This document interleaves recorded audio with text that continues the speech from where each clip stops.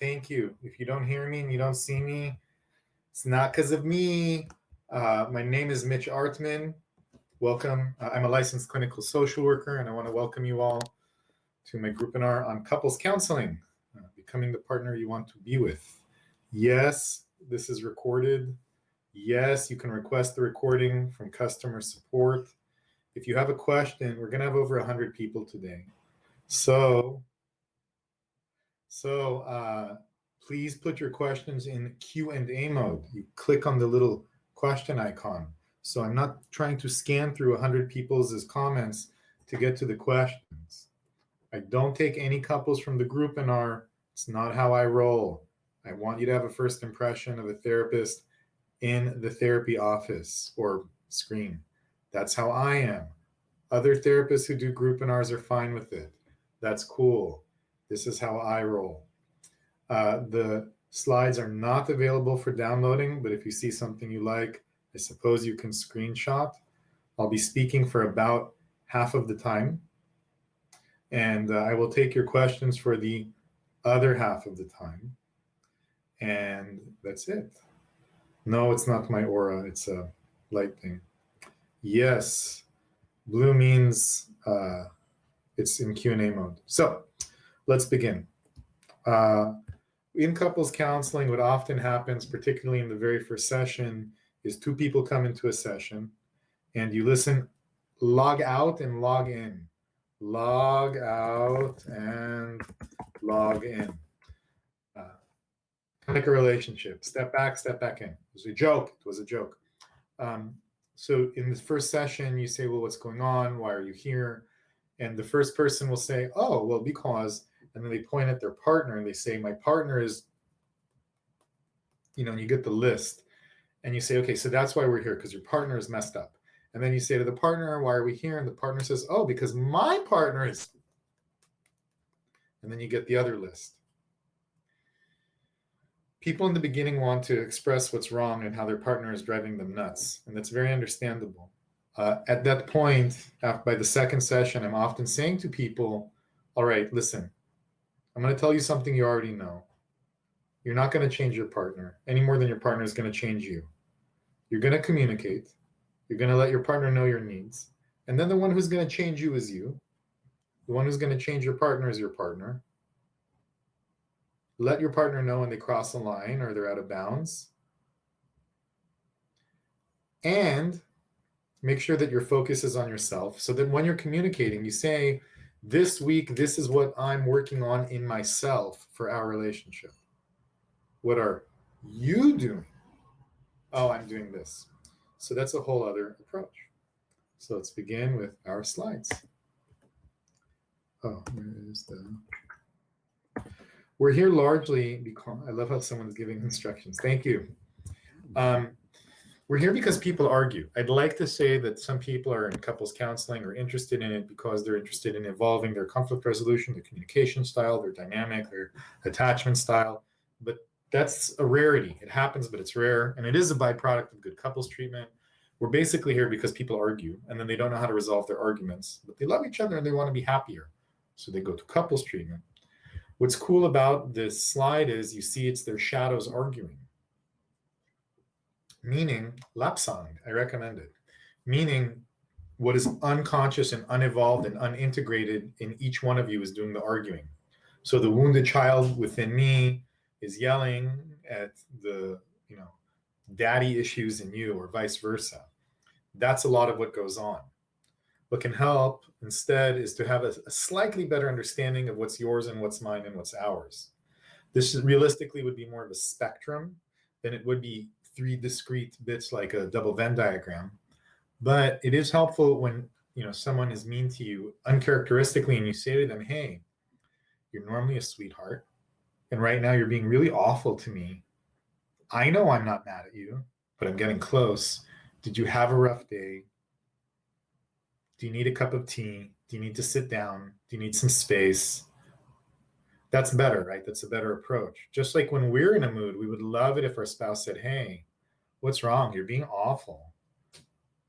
Are you okay? Can I support you? Sort of like with a toddler. Ideally, you don't yell at the kid. You try to figure out why they're yelling. You try to figure out what's upsetting them. Are you tired? Are you hungry? You could probably save 10% of marriages with more snacks and naps.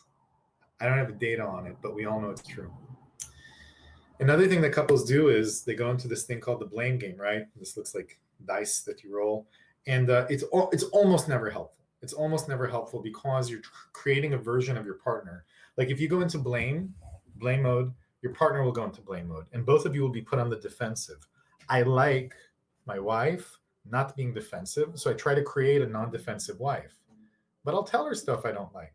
So I'll say to her, "Hey, Snookums, there's this thing you're doing, and I've noticed you doing it a lot. I didn't do it. I didn't bring it up the second you did it the first time, but you're doing it a lot. And it's driving me nuts. Would you consider doing this differently?" And then, so I don't get defensive, Mitch's wifey, I say to her, "I'm pretty sure you have a list of stuff that I do that you don't like. Would you like to tell me something that you would like me to change?" That way there's some symmetry and no one needs to feel defensive. Other times I say things like, "Hey, here's something I'm hoping you can do. Can I support you in that?" Right? That takes some effort. That takes some time. Maybe you're already full of effort and time with a pandemic or a career or kids or me or whatever, right? Can I support you in this? Asking, can I support you in something is really, whoa. Every couple of days, just going up to your partner and saying, "Is there anything I can get you? Do you want a cup of tea? Do you want a hug? Do you want me to tell you look cute and what I'm imagining you're doing?" Like there's always things that we can do that are positive, and we kind of do a lot of it in the honeymoon phase and tend not to do it unless it's someone's birthday or we forgot someone's birthday. But what about investing in your partnership, your relationship, like a garden? What does the relationship need? What helps the relationship grow? How can both of us tend to the relationship? So then it's not one person staring at the other person and each one thinks they're staring at a problem. It can be two people next to each other having a parallel perspective saying, let's both look at the relationship. Are we having quality time, or do we watch Netflix and get on our phones a bunch? Are we listening to each other? Do we have a check-in? I don't know what's up, SE1. It's not me, it's everyone else, right? It's there's something going on for you. You might have to restart your device. Watch Mitch micromanage. Part of the reason it's important that we understand what's going on is if you take a look at divorce rates from the 50s and 60s and till really the late 60s and early 70s, there's a huge spike. And most sociologists will tell you it's a combination of factors. One is that men were not the only source of contraception, with condoms are pulling out. The pill became available. And when the pill became available, women had more choices about how many kids to have. There was empowerment there, a greater capacity to go to school, greater capacity to go to work, greater capacity to be self-supporting and self-sufficient, and therefore a greater capacity to have a divorce if you want one and still pay rent and get your own place. And once women were able to do this, women got the right to vote around World War I. That's women's suffrage about 100 years ago. History teacher.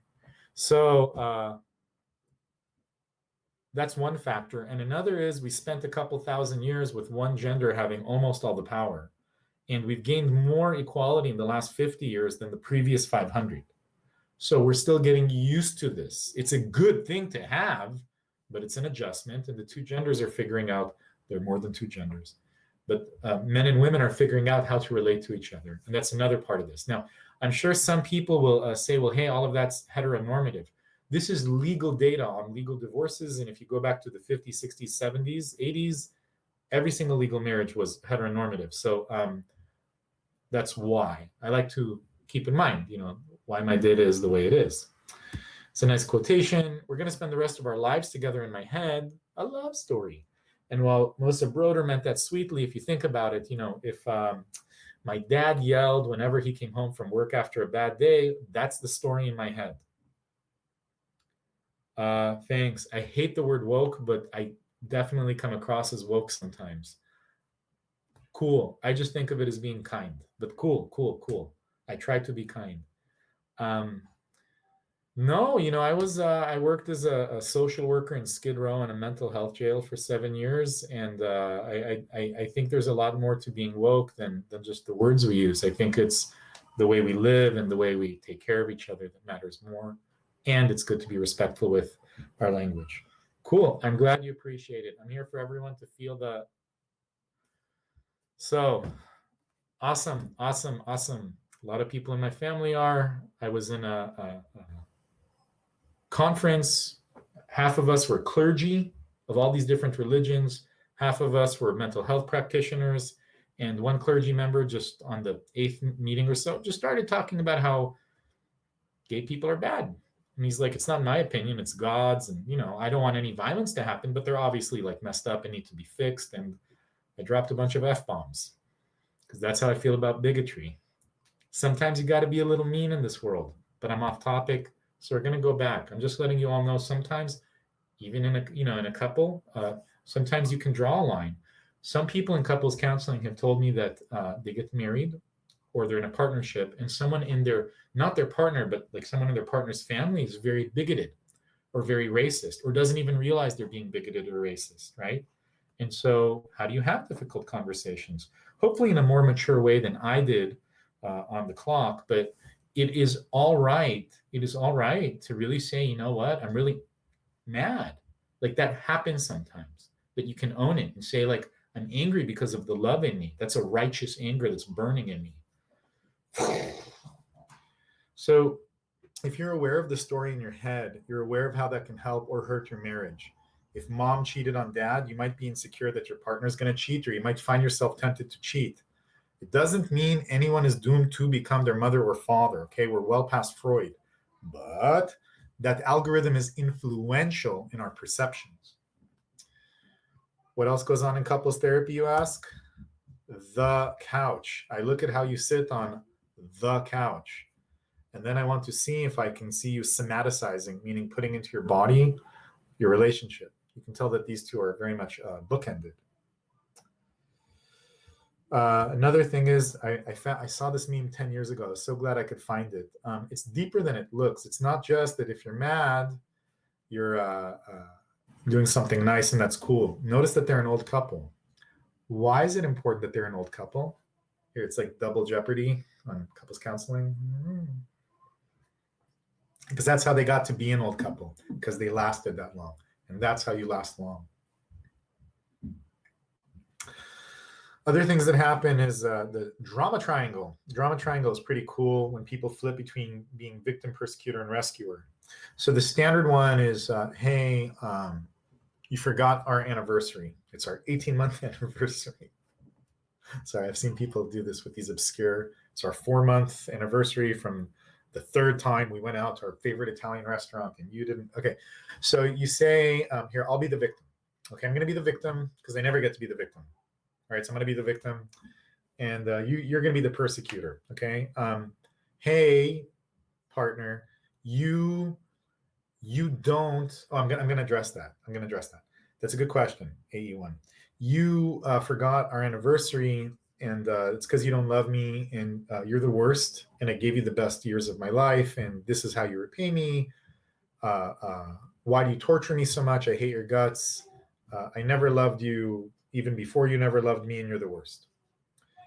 And at that point, the persecutor is going to get really defensive, maybe, or guilty, maybe, or angry, maybe. But there's going to be a negative pushback, probably. The rescuer can then be mom, your BFF, or maybe it's someone you used to have sex with who you randomly decided to just say, hey, we haven't talked in a while. Just wanted to say what's up, how's it going? And, ostensibly everything is really chill. But it's very interesting if you notice, when do you message your exes just to say hello, or when do you dream about them? It's often when you're having a fight, right? So that's one way, right? And the rescuer comes in and like helps people out.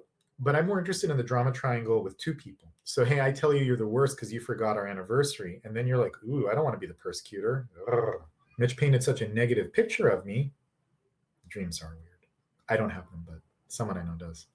So you don't want to be the persecutor, so you'll become the rescuer. And you say to me, baby, snookums, love bug, I love you.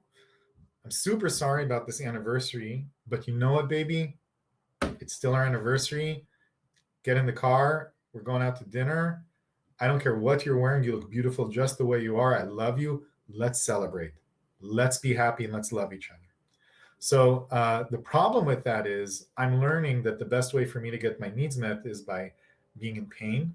And consciously or unconsciously, I'm learning to leverage my pain into efficacy. Insofar as I'm hurt, I get my way. And now you need to make sure that I'm never hurt, because that's your role. And it's my role to get hurt every so often. So, SO2, pretty please put that one in Q&A mode. Pretty please. That one's important. Can you put it? Oh, I can do it? Oh my God. Did it work? Did it work? Put Mark as a question. I did it. I had no idea. My life has been revolutionized. So one thing you can do is I statements. Okay, so instead of saying you're the worst, and by the way, you should almost never infer your partner's state of mind or internal dialogue, like you think this, you care, you don't care, you don't like. It's an awful thing to do. So a better thing to do is this: observe. I feel hurt when you neglect our special dates, because I don't feel that you're meeting me in our relationship, and I like to feel met. I'd like you to be more mindful of our dates. Would you consider putting them in the calendar or planning a date for us tomorrow? And I would feel better. In an I statement, you don't say, I think you're the worst and you. I feel this when this happens. I feel good when you do the dishes. I feel bad when you leave them for me. Right? I feel.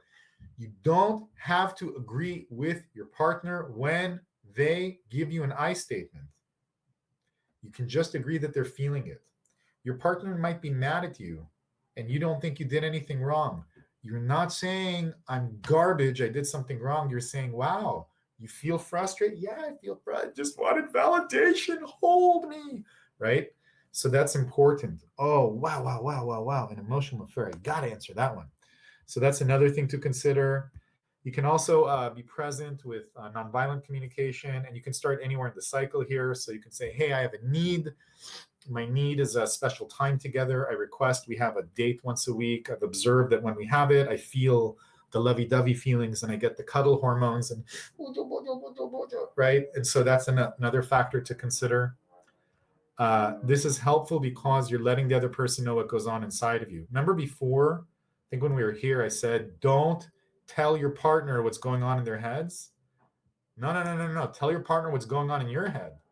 Right? So if your partner is crossing the line and yelling, you're saying right now, I am thinking that we talked about you not yelling and you are yelling and I am feeling frustrated.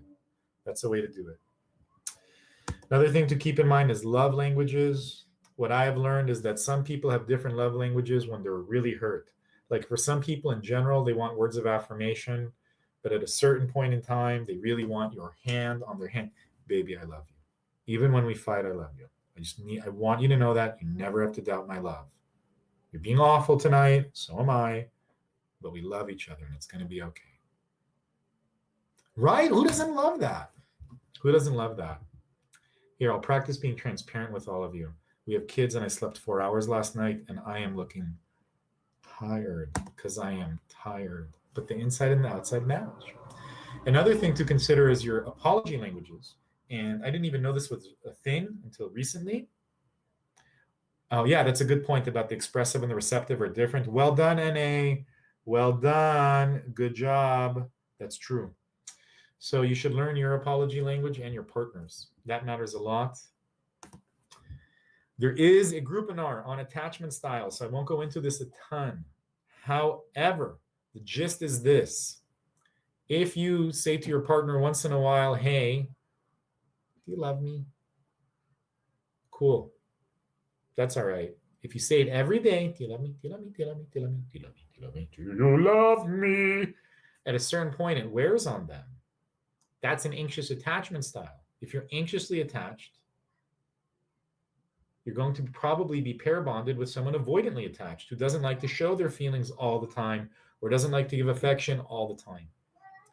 This is kind of funny because just yesterday our kids went to preschool for the first time. Anxious attachment is when the 3-year-old says, no, go! And freaks out at the thought of being away from mama or papa. My kids don't care. They're so securely attached. They're like, laters. They don't care. They're good. They have all that love.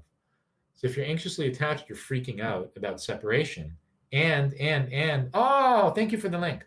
And you grow up to be the person who, like, on the first date is like, hey, you're the one. On the second date is like bringing their toothbrush. And on the third date has a packed bag, right?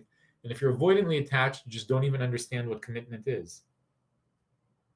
Not because you're a Don Juan, but because it's difficult for you to meet the anxious person's needs. And the secure person is not chasing love, and they're not hiding it. They're present in it.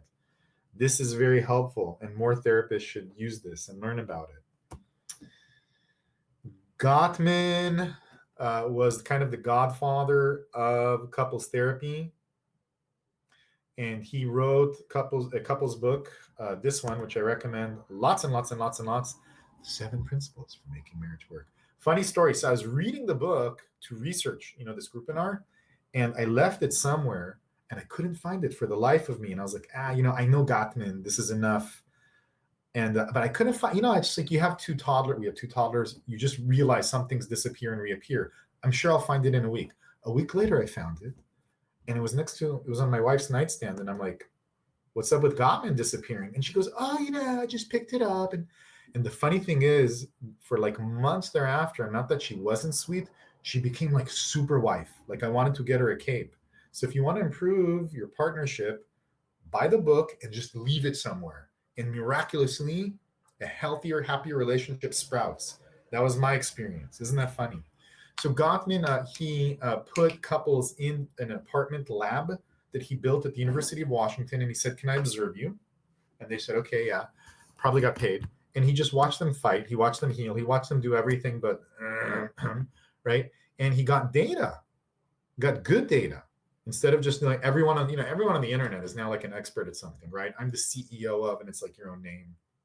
So he talks about these 4 issues that really unhealthy couples can have. And one is severe, and constant, frequent criticism. Another is contempt when you insult each other in a very harsh way.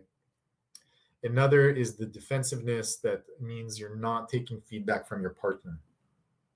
And then finally, stonewalling. Stonewalling is not like you dropped an F-bomb, I'm not talking to you for a couple hours. Stonewalling is, I'm going to pretend you don't exist. I've gotten to a point where I'm very upset, and I'll say, I'm super upset. I don't want to say things I'll regret. I will talk to you in a couple hours. Let's talk at 10. At 10, I'll be back. That can help a lot. That can help. That way people do know when they're reconnecting, as opposed to the uncertainty of when will you acknowledge I exist. Nice little quotation. Forgiveness doesn't change the past, but it enlarges the future. So this is what you do after the fight. You learn to forgive.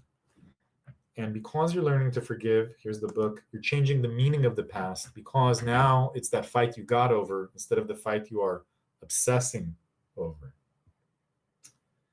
I will address gaslighting. It's in the Q&A. Mitch is on it. You're in good hands. Be the partner you want to have. Lots of people want someone who's understanding, kind, gentle, cuddly, makes you tea, asks about your day, cuts you some slack when you're a little rude, but keeps you in bounds, right? Everybody wants that partner. How many people say, I want to be that partner? Focus on being a good partner. Then you'll have a good partner. Lead by example. Wifey or I said this to each other. One of us did, and it's helped me a lot in couples therapy. We have a good marriage because we're committed to having a good marriage. That means if you're witnessing that your anger, your fear, your sadness, your communication, your whatever is getting in the way of your partnership, you make a priority of fixing the partnership and saying, okay, then I see what I need to address in myself.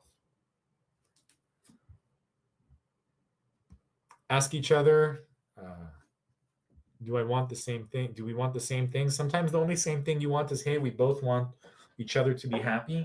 Sorry, just turning on the light here. Sun's going down. And you say, okay, that's the only thing we can agree on. Okay, and we want to fight less. Okay, isn't it great that we both have this in common? That helps. And finally, another thing to consider is that you should always remember that your partner wants you to be happy. Because when we have fights, we often think, "Ugh," right? You want me to be this frustrated? You're the worst. Ah. Is this heteronormative reference or does it apply to all relationship? What is this? AA1? I'm looking right now. If you type AA1, when you say this, what do you mean by that contextual pronoun? Oh, is the book? Is the book heteronormative? The book was written in the 70s, as I recall. Would it apply to non-hetero couples? Look, I've treated non-hetero couples, and I'm going to say something that's going to sound awful from a straight, white, cis, blue-eyed, educated, no debt male. It's not fundamentally different. It's not. Obviously, you can't say that not straight people are like straight people. What I'm saying is the principles have been very helpful for me in my therapy practice in straight couples and with not straight couples, with monogamous couples and with poly couples, with toxic couples and with like, we're just trying to be a little nicer couples. So I found it to be really helpful because it gives you principles that are not based on specific stereotypes and so on. I've also noticed that very often in the homosexual couples that I've treated, there often is one person that's taking on the more intuitive role and one that's taking on a more direct linear cognition role. Not always, it's not a stereotype, but often in my own clinical practice, I don't care what people look like or do. I try to understand how are you psychologically fitting, communicating, loving. And in that sense, it matters. Oh, and that question, how do you get past major political differences? I've had a much harder time with couples where one person voted for Trump fervently and the other voted against Trump fervently. That's much harder to therapize than any of these other differences. I will take a Jew and a Catholic long before, because it's easier. No insult to anybody, and I'm Jewish, but you're getting the idea. So it's very interesting what actually creates conflict and what doesn't. All right, let's answer these questions. How do we find things to spend quality time together on? Geez, put away your phones. Put away your phones and take a walk. Take a walk somewhere you haven't been. You can go to this website called The and ask for their couples cards. It's like $20 for a big stack of cards where you ask questions of each other, like, what's something about you I don't appreciate enough? What is something you admire about me that I don't know about? What do you wish I could help you with? And you just talk about this stuff. It's beautiful. How to find common things when we are so different. One, being so different is part of the reason you might be together as a complementary fit. Two, talk about it explicitly with each other. What draws us together? What things do we have in common? And can you do things together, like a hobby together? Your spouse and I are attending couples counseling. What's your professional opinion on a situation where your spouse still keeps denying they cheated? Google Maps placed them there for only 90 minutes on this one day, and Google Maps still had not ever glitched since. Google Maps was never wrong for 15 days before this certain afternoon, and has not been wrong once since. How can a marriage work? I don't know if your partner is definitely lying to you about 90 minutes of having sex with someone else, or if it's Google Maps or what. The fact that you're married and your partner saying something to you is not enough is the fundamental issue. I don't know what happened. I'm very sorry that you feel that. I've seen situations where one person is sure that someone's cheating and it comes out and they are. I've seen situations where they're sure and it's not that. And I've seen situations where it's in the middle. I don't know. And I hope that you two can establish a culture of trust and establish a way for you two to have a matrimony in which one person saying, hey, this is what's true, is enough for their partner. Because until you have that, you can't heal. So I would think that part of your couples therapy involves developing trust and seeing that that issue exists beyond this one conflict. I'm guessing there were trust issues before this issue arose. Wishing you all the best. How do you find symmetry in a relationship when one is more self-sufficient than the other? Have agreements or discussions about your roles in terms of what you do together and what are individual responsibilities that can help. How do I prepare for couples counseling? I know that I'm unhappy. I'm super burnt out from the kids and work and everything. I started meditating twice a day and it helps me handle my day. I don't have time to really figure out why I'm unhappy and what I want to bring up in counseling. How do I even get there? Have you ever gotten individual counseling? Do you exercise? Do you have time to yourself? Do you have the support that you need? I don't know your finances, like paying for 3 more hours of babysitting a week is, when you get to take a bath and take a walk and read a book and relax and, watch an episode of The Office or something. The fact that you're looking at coping skills, the fact that you're asking is impressive, and I salute you. And maybe discussing what the roles are for you for the kids. I don't know how old the kids are, right? But discussing like the support that you need, that can be a part of it too. I answered the thing about the triangle because I showed you can be 2 or 3 people. I'm in a lesbian relationship. I'm closeted from my parents. I've seen this. I don't think I can come out in the near future. My partner and I have been having to have very uncomfortable moments because of this. How can we meet in the middle? I've come up with this a lot, and the difficulty is that one person is closeted and one is not. And it makes me sad. I'm going to get sad thinking about this. One is that you all have agreements around what the expectations are of each other. And another is, do you have a timeline? And is there clarity between the two of you? Will you, in perpetuity, always be closeted to your family? And I don't know what the situation is. Like, would they disown you, or they just mean, I'm so sorry that this has to happen, that you're not just embraced unconditionally. But I would say that you two having an agreement with each other around how to manage this, what should we do about this? How should we communicate about this can be helpful. And I'm not presuming you have other queer friends, but if you do, I would imagine that some of them have some similar experiences, and maybe they can be a source of wisdom or compassion for you. It's the best way to protect an amazing relationship, also lesbian, from bigotry within your family and your partner's family. Damn. Racist, misogynistic, homophobic, you name it.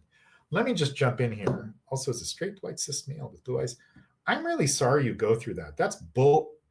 I've been told not to curse, but you can imagine my righteous cursing. I'm sorry you go through that. That's bad. How do we protect each other in our relationship when these people are still in our lives? Boundaries, I would say. And if people start making slurs, you say to them, I told you I don't do that. I'm walking out, whatever it is. Now, I don't know your family situation. I don't know how it works, but I would say having clear boundaries, even with people who are toxic, is important and helpful and consistent. You don't have anything to be ashamed of. I wasn't able to connect in the beginning. Will I get access to the recording after? Send 1095 to Mitch at, no, I'm joking. Just email customer support and you can have the whole recording. I'm pretty sure my postpartum depression is a major cause of our current rift. How do I help him and me? I have zero desire for physical intimacy, and that's his love language. I'm guessing it's your first kid, right? For him, at least. Couples therapy, the appropriate course of action? Yeah, I would definitely get a couples therapist who has had kids. Definitely. I'm wondering if you all having even like one session with your doula, if you had one, or with a good doula, because doulas know about things that happen after pregnancy, and that can help. And your partner hopefully is in a culture of relationship with you where he's saying, hey, what do you need? How can I support you? There are disadvantages to heteronormative relationships, right? I'm assuming that you're straight because you have postpartum and you said him. So I'll use my context clues. And I think that men, we just don't know what it's like to be pregnant. And, intellectually we can appreciate what postpartum is, but I think him also just learning a little bit about what postpartum is, that can help. Getting NAMI, National Association for Mental Illnesses. I don't think it's a mental illness to be postpartum, but they can get you good resources because it's for people who love someone that's going through a struggle. So they might be able to get some information or just help educate your partner. Maybe that would help. And don't do anything out of pressure. Don't do that to you or your body. Does it say something is up in your relationship if you dream of your ex, but in the dream you're choosing your current partner? Something tells me it's an embedded fear of self-sabotaging my healthy relationship. I wonder what your partner symbolizes for you and what your ex symbolizes for you. Like maybe you love your partner much, much more, but the one thing that was fun was, your ex rode a motorcycle and your current partner is very like safety first, and if it's just some part of life that you want to incorporate into your relationship. I mean, that's one thought in terms of how I do dream interpretation. I feel very comfortable talking about those things with my wife and vice versa. Other people, they're like, so to each their own. My wife needs constant attention, and even if I'm giving it, she'll seek it from others. Does she need constant attention? That's kind of an intense phrase. I'm almost feeling you nod. Okay, that's your perception. How can I help her see the problematic nature of seeking this attention outside the relationship? She's a big time flirt.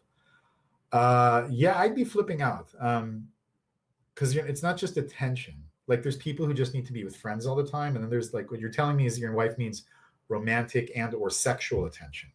You should have boundaries discussions, the two of you. It's really unhealthy otherwise if two people in a relationship have differing boundaries. So you all should definitely have a discussion on what your boundaries are and how to make sure that you're both aware of it and you're both in agreement on it.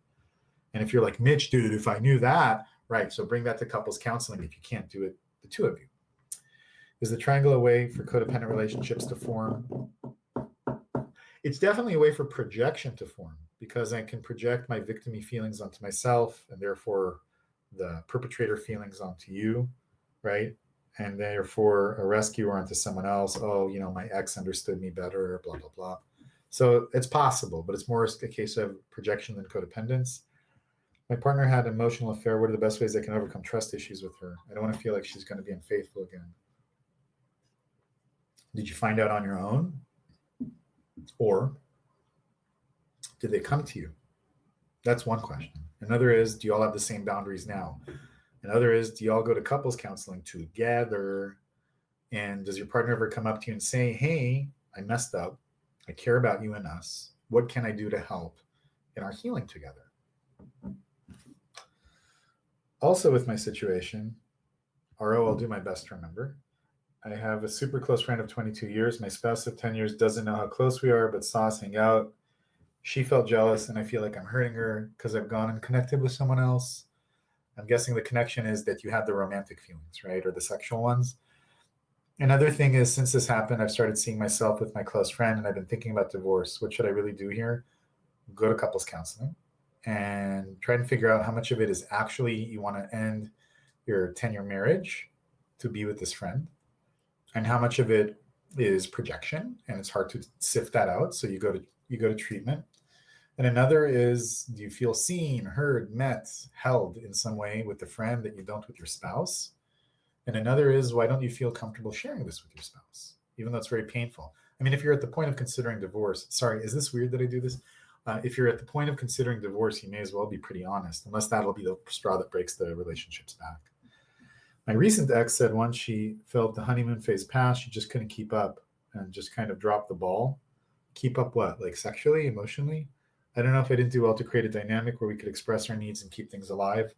What do you do when that phase is over and it changes both of you? Well, that's when the real relationship begins. I don't know, man. Like I have two toddlers, like I'm well past honeymoon. I'm in the, we have to survive. I think talking about the culture of relationship you want to create together is important, and to understand that relationships are about more than the highs they provide you, unless they're not. So talking to each other about what you want and investing in the relationship, going on dates, spending time together, quality time, bonding, sharing your life goals and dreams, your vulnerabilities, doing check-ins. What if when you're in a heated argument and your love languages that should calm you down don't? Meditate, take a breath, maybe take a break if you're that upset. Can I elaborate on the apology languages? I mean, you can look at them. Here they are. I think they're self-explanatory. If you have other questions, let me know. Recently went through the same thing with my partner. How do I forgive him for his mistake while wanting to make sure he doesn't think he's forgiven easily? Ooh, yeah. You got to go to, once there's any sense of crossing boundaries, infidelity, and so on, you go to couples treatment. And you also figure out, is this person someone who just always has commitment issues, or was something not happening or unhealthily happening in the relationship that got them looking outside? This doesn't justify going outside the relationship, but One of the honest questions when someone has an affair is, hey, what happened? And, the person will say, okay, my wife works 12 hours a day, 7 days a week. And suddenly somebody just wanted to actually cuddle and pay attention to me, and I couldn't resist it. I've been starved for 10 years of good quality time, and a stranger wanted to give it to me. Now, that doesn't make it okay, but suddenly you also have to look in the mirror and say, if I'm doing X, Y, and Z, what am I doing in my relationship? So everybody can look at themselves a little bit. Sorry if that's not pleasant to hear. It's not blaming the wronged party, right? You all see how this thing gets very sticky? This like, no, I'm the victim here. The person who did wrong, but everyone can work on themselves to be happier and to be more conscious. Don't you want to be more evolved is all I mean. My boyfriend shuts down every time I bring up anything serious. I'm super curious about his childhood. He stops talking, doesn't provide anything to conversation. How do I help him talk about things? It's starting to affect our relationship now that we live together. He refuses to tell me anything about his finances or what he does in his free time. I'm wondering if he feels smothered, even if he's not smothered. So this is an anxious attachment and an avoidant attachment, probably connecting. Asking him, do you feel like in our relationship, you should never tell me about your finances or what you do? Do you feel like I'm asking too much? Can we meet in the middle? That might be a way to do it. What do you do when you and your partner are both anxiously attached? You become codependent. I'm not trying to be rude. I'm being very direct. You probably become codependent. And you probably want to go to couples treatment and figure out how to help each other become healthy and supportive of each other's wholeness as well as your bond. Partner broke up with me. We've been trying it again. I think your quotation marks indicates your skepticism, but I don't know if I can trust her again. I feel like she's going to leave any second. On the one hand, I don't blame you. On the other hand, why go back if that's what you think? So some of this work is about yourself and your own childhood and your own attachment style. Go to individual therapy with somebody who has familiarity with attachment. Does the book feel like it will apply for queer relationships? I think I gave a long answer, and the answer was yes. Toddlers are parasites. Hey, that's super rude and true. They kind of are. I love mine. Can you define what is gaslighting in a relationship? I wouldn't have slept with your friend if you just done the kink that I wanted. Look, it's not my fault I yell at you. You upset me too much. I don't have to do the dishes when I said so if you piss me off. Why should I pay for half the meal? You ruined it with your complaining. So anything that makes you upset, I turn it around and pathologize you. If you and your partner are taking a break to breathe, what's a healthy time to know whether or not you want to be together? Talk about it together. An hour a day. What do you need? Let's, ground. Talk about it together. And if you're not sure when to talk about it, say, hey, let's talk in let's check in. Let's check in a couple hours, 5:00. Let's check in and see if we want to talk then or not yet. You say going into therapy alone is leading by example. Sure. But if you're going into therapy to tell your partner, now you're supposed to, you're kind of leveraging your own treatment, Mitch, is this heteronormative reference or does it apply to all relationships regardless of the gender of the participants? AA1, I super duper wish I knew what this heteronormative reference is. And if I did, I would answer you better. If you can write right now, AA1, at the bottom, what you mean, I will be able to follow you better. I was wondering if you had any information for when a partner has Asperger's or autism spectrum disorder. He doesn't communicate the way I do. Yeah. Gottman is it's all for neurotypicals. Got it. Thanks for understanding. Thank you, CY9A1. So I would go to a couples therapist who has experience with people on the spectrum. I agree it can be helpful to have a motto to have a good relationship, to be a good partner. That's not the motto. The motto, there are two. One is to be committed to, you have a good relationship by being committed to having a good relationship, and the other is to be the partner that you want to be with. That could also lead to a relationship where you feel you're giving more than the other. I don't give so that my wife gives. I give so that my wife receives. If I give and my wife is being selfish, I say to her, I'm giving, I'm watching you be selfish. It's not what we agreed on. And I stick to the giving. I'm not interested in a relationship with poor boundaries. I'll call my wife out. She'll call me out. When my wife calls me out, you know what I say? I say, thank you. Even when I'm pissed off, I say, thank you, because she's making a better version of me. I'm very committed to that woman, like super committed. Consequently, I have a deep faith that she wants what I want. I have a deep faith that she'll work on herself. And I have a deep faith that if I say to her, hey, I'm letting you know I'm pulling my load, I'm letting you know you're not keeping to your agreements about what you would do. And I have faith that she will listen. I have faith she will take feedback. And that's why I try to be receptive to her feedback. And I'm modeling all that for you. If any of you think I'm talking about my marriage too much, it's like, how else do I relate to you? I'm giving an example. So that's what's up. All right. I don't know how to get past major political differences. 8 years ago, I could have given you a good answer. Things are crazy now. I have zero idea. Zero. I'm sorry. I don't know what to do. It's gotten crazy. I'm being honest. I find often it is, especially the people who are of the same gender due to common behaviors associated with the brain and sex. Interesting. My spouse and I, because now every time I bring up and want to talk about the GPS glitching that we're crossed with his flirting, he starts dodging questions and avoiding any straight answers. He'll openly agree that some of his behaviors are not right, but then say, but while he was acting and behaving in those ways, he didn't see it in that way. Sounds like you're very triggered, and you really need to talk about this with a couples therapist to improve communication and grounding. Um, Someone says it's not a political difference, it's a difference in morality and decency. I agree. Is it generally true that your partner wants you to be happy? If it's not, don't be in the partnership. I was in a situation where it was okay to be as happy as your partner, but if you're ever happy or they got competitive, yeah, that's a personality disorder. That's sad. That's really sad. It's toxic. You mentioned poly couples. Do you think polyamory is an orientation? My understanding of the term orientation is that it's typically used to describe whether you sleep with people of a particular gender or genders.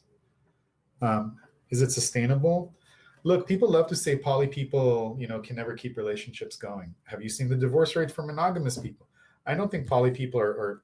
I will say this. I will say this. I believe in poly relationships a lot. I have not seen any lifelong poly relationships, not one. So I'm a little suspicious, but it doesn't prove one thing or the other.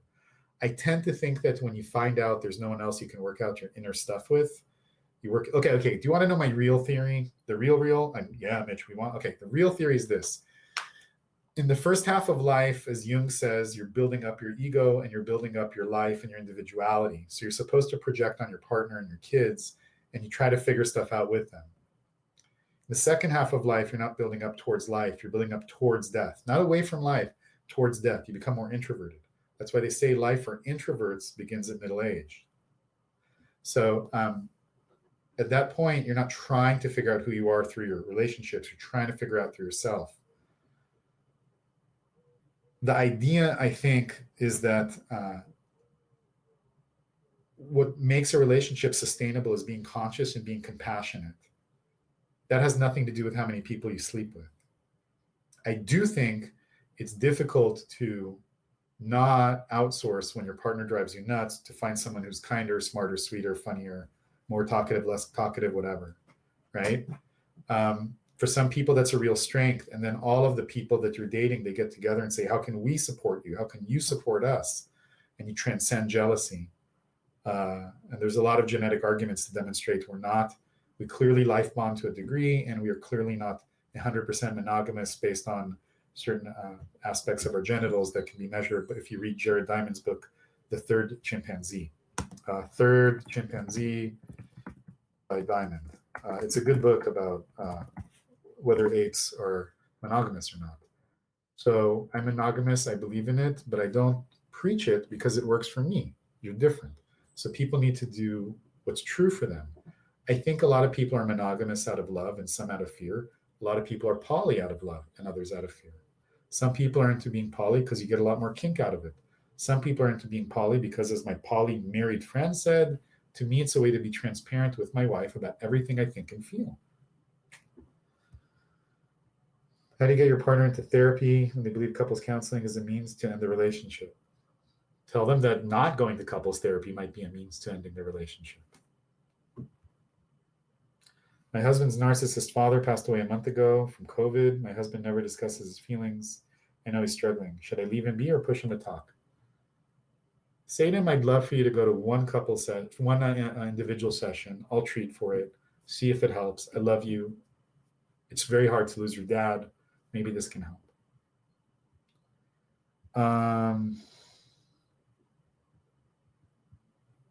Does having anxiety change the dynamics of a relationship? Having anxiety changes the dynamics of everything, just like not having anxiety changes the dynamics of everything. Does it make it harder? Of course. But it's manageable. Meditate, go to treatment, exercise. Don't go on sugar or too much caffeine. This is caffeine free, I swear. Take my word for it. If we are feeling that our wife is having an emotional affair with a friend, she refuses to acknowledge feelings, what do I do? Let it go? No. Is it healthy to ask her not to have standing weekly dates? I find myself wanting to know if the friend is male or female. And maybe you all find that particularly heteronormative, but there's a lot of statistics about what is and is not normative. I think you all should discuss what your boundaries are. Interesting. I think you all should discuss what your boundaries are. And do you know the friend? What I would do honestly, and this is just like in Mitchland, I would sit my wife down and the friend down, and I'd be like, what are your all's intentions and energy? Is it super different when I'm not around? Like, I'll hang out with an ex, I'll hang out with a very attractive female friend if my wife entering or leaving the room doesn't change the energy at all. And if there's like, if I don't want a female in my life that I'm not assuming. I'm saying you should ask. Oh, that's interesting. Because I would just say, hey, like, are we all honorable in this? I would ask the friend, do you honor our marriage? Do you want us all to be happy together? I want to honor your friendship. Can you honor our bond? And I think that kind of triangular communication can help. But I think primarily the communication is between you and your wife, where you just say, hey, do we have the same boundaries? How to tell when gaslighting starts? When there's a nearly universal lack of accountability. My partner feels as if they can't talk to me and thinks that I have to be right all the time. I feel I'm incredibly receptive to their point of view, but I do try and explain my perspective. I think maybe you should pick your spots when you explain your perspective, because some people get triggered. So see if you do it when it's particularly important to you. See what happens then. Feelings of my partner. Whoa, I lost the thread. Shoot.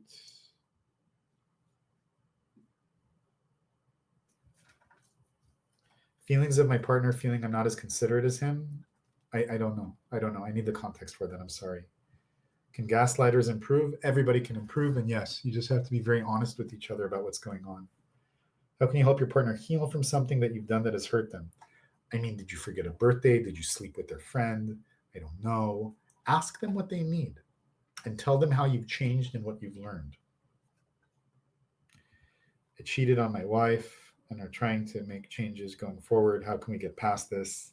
Find out why you cheated. Find out how committed you are. Go to couples treatment.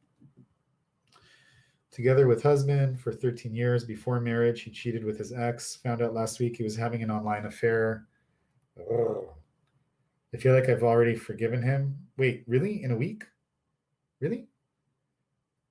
But I'm afraid he'll think I'm just a pushover and do this again. Aha! It's happened twice. This is very, very, very bad boundaries.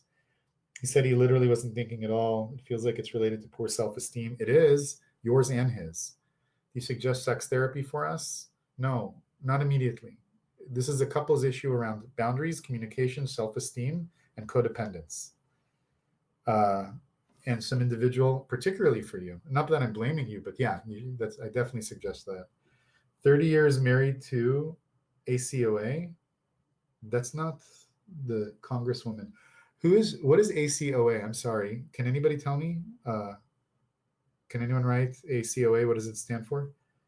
And doesn't want to explore those issues. What's the best way to love this person?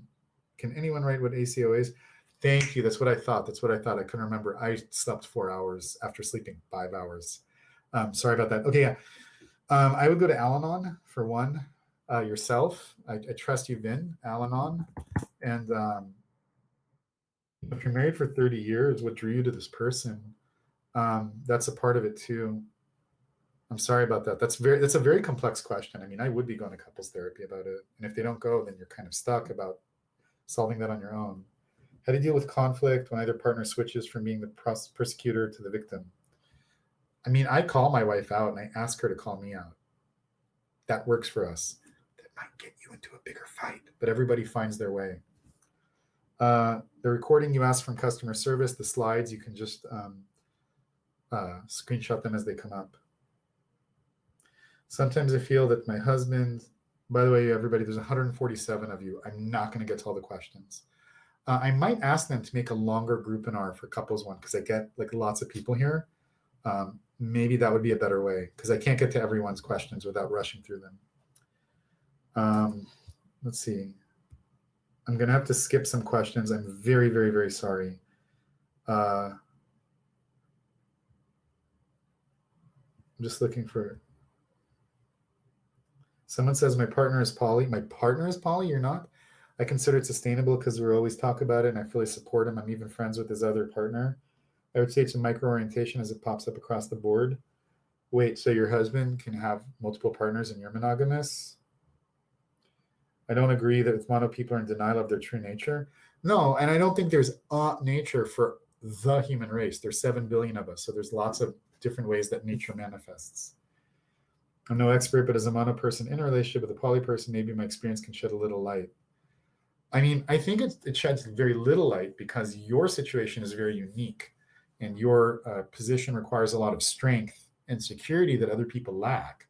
I do think it makes people more open-minded to see that this is sustainable if it is for you. I'm wishing you all the best.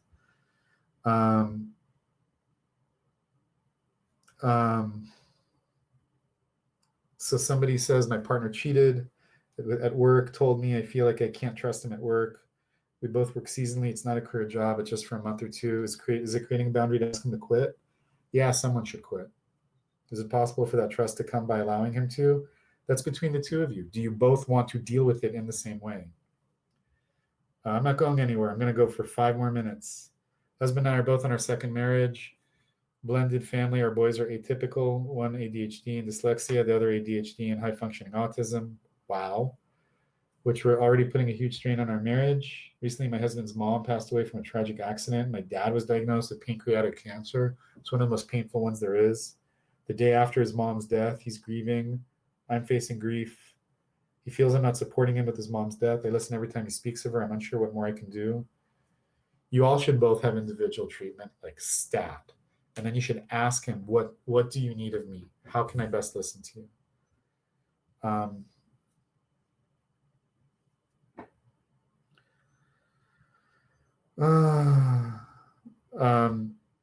I know a couple who separated. I think they wanted to reunite, but they mentioned to me that they would only do that if their spouse stopped talking to their relatives.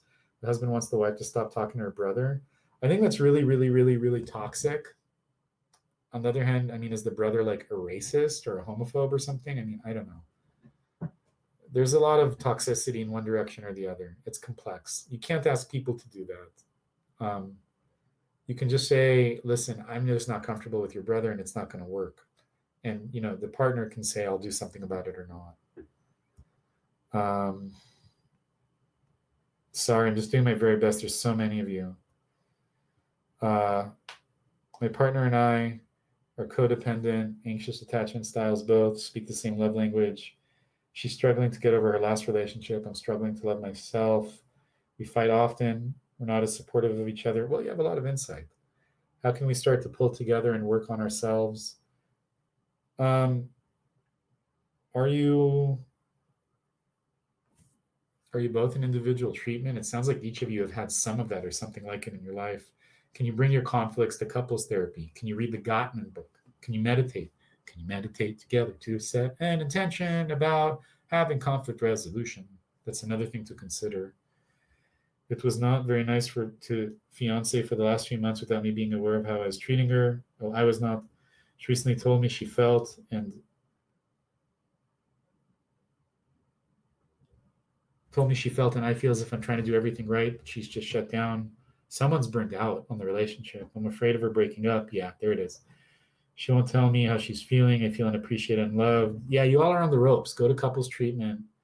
Ask each other, what are your needs in the when you envision us being happy, how do you see it? When you envision us being happy, how do you see it?